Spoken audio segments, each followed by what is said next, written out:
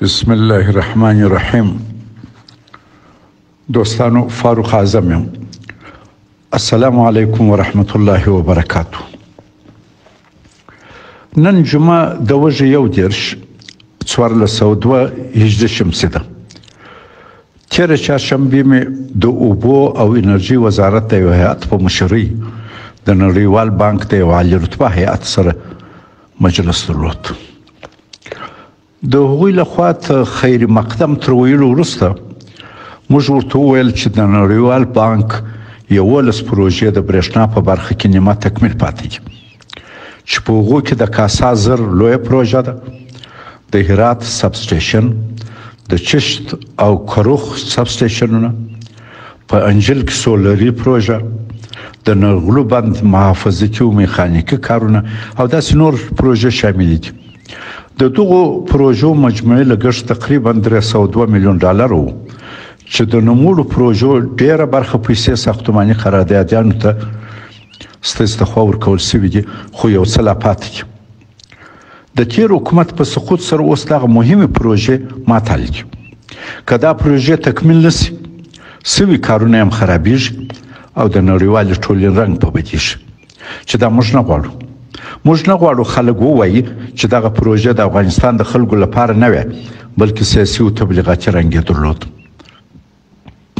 موږ ورته وویل چې د اوبو په سکتور کې هم مرستو ته ضرورت دی، لکه چک ډیمونه، سربندونه، کانالو جوړول، د رودونو د غاړو تحکیمات او کابل ته له پنجشیره اوبه راوستل او داسې نور واړه لوی د اوبو پروژې. موږ ورته وویل چې امریکا په افغانستان کې د خپلې ماتې روحي فشار ډېر متاثر کړی دی. عسکر یې ووتل، خو جنګي فضایل لا تر اوسه پوره نه ده ختم کړی. امریکا وخت ته ضرورت لري چې دغه روحي ضربې له اثراتو راووځي. شاید 2 کاله نور هم د بل جمهور رئیس تر ټاکلو پورې وخت وغواړي. خو تاسې نړیوالې ټولنې ته یو مستقل دریځ پکار دی. تاسې باید د افغانستان سره مرسته وکړئ او د امریکا لخوا یې په رسمیت پیژندلو پورې ونه تړئ. زموږ د مسلکي کدرونو د ظرفیت په لوړولو کې مرسته راسره وکړئ. زموږ په 100,000 ځوانان د دروغو په دې ادعا چې امارت یې وژني امریکا او ملګرو له افغانستانه وایستل، اوس هم بس. د امریکا جمهور رئیس جو بایدن ادعا وکړه چې د 2021 د اګست میاشتې په اخرو 10 ورځو کې له افغانستانه د هوا د لارې 1,22,000 افغانان ایستلي دي.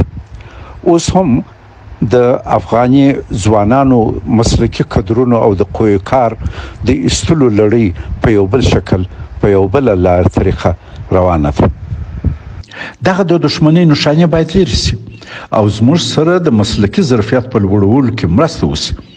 همدا اوس موږ ضرورت لرو چې یو اداره وي چې زموږ د وړو متوسطو بندونو او لویو ویالو ډیزاینونه راسوخه کړي.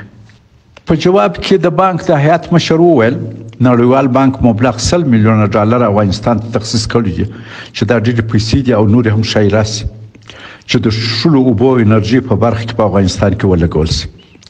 البته څرنګه چې افغان حکومت په رسمیت نه دی پیژندل شوی، نو دغه پیسې به د اغا خان بنسټ، نړیوالو انجوګانو او مؤسساتو او خصوصا د یوناپس د ملګرو ملتونو د پروژو د خدماتي ادارې له لارې مصرفیږي.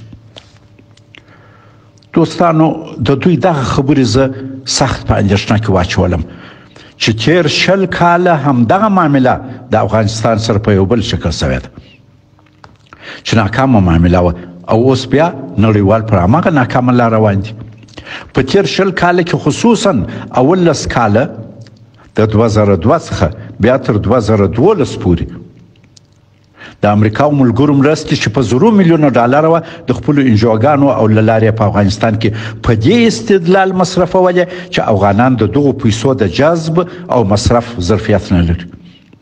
تر څو چې دا ظرفیت د نړیوالو د تعلیم او تربیې له لارې په افغانانو کې پیدا کیږي، دوی ویله تر هغو باید بهرنۍ مرستې د نړیوالو ادارو له لارې مصرف شي.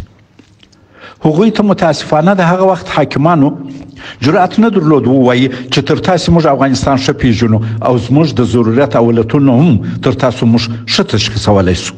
د دغه پالیسۍ او د دغه جبر نتیجه دا سوه چې تر پایه نه دغه لازم ظرفیت جوړ سو او نه دغه میکانیزم کار ورکړي، بلکې مالی منابع بې ځایه ولګېدل چې په پایله کې پراخ مالي او اداري فساد او عامه بې باوري رامنځته سوه او د ملي وحدت شیرازۍ ته سخته صدمه ورسول.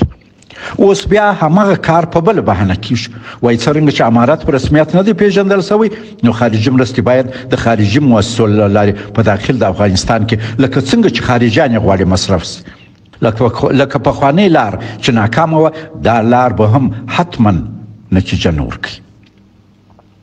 د افغانستان ملي مصلحت ایجابوي چې د امارت مسؤلین ټول خارجي اتباع وڅاري چې دوی په افغانستان کې څه کوي او پرې نږدې چې خارجي مرستې د هغوی په خوښه چې څنګه یې زړه غواړي په افغانستان کې مصرف کړي. دا روش به یو وار بیا لویه بدبختي هېواد ته راوړي او نه یوازې دغه مرستې به د هېوادوالو په درد ونه خوري، بلکې دا وارې به هم د نظام د تضعیف او کمزورۍ سبب سي. موږ باید یقین ولرو او خارجیانو ته هم باید په ټینګه وفهمو چې افغانان خپل هېواد تر بهرنیانو ښه پیژني او اولتونه هم تر نورو ښه ورته معلوم دي. ښه لار دا ده چې نړیوالې مرستې د امارت سره په همغږۍ ترسره سي او نړیوالې مرستې نور د بیړني بشري مرستو او د فقر له اوسني شکل راووځي او د سرمایه ګذارۍ او انکشاف مسیر تعقیب کړي، څو په رښتیا د خلکو د هوسایي سبب سي. افغانستان د نړیوال کلي یو کور دی.